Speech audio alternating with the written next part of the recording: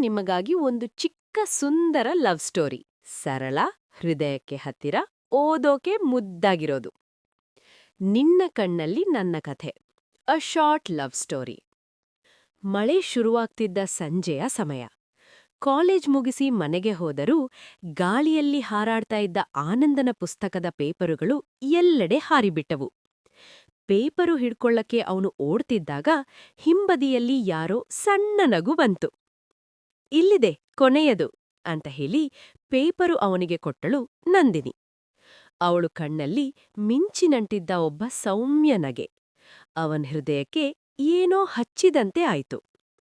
ಮುಂದಿನ ದಿನಗಳಿಂದ ಅವರ ಭೇಟಿಗಳು ಹೆಚ್ಚಾಗ್ತಾ ಬಂದವು. ಕ್ಯಾಂಟೀನ್ಲಿ ಚಹಾ, ಲೈಬ್ರರಿಯಲ್ಲೊಂದು ಟೇಬಲ್, ಬಸ್ ನಿಲ್ದಾಣದಲ್ಲಿ ಹನಿ ಹನಿ ಮಳೆ.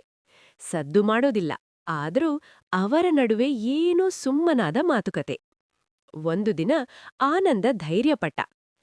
ನಂದಿನಿ, ನೀನ್ ಬಂದ್ಮೇಲೆ ನನ್ ದಿನವೇ ಬದ್ಲಾಗಿದೆ.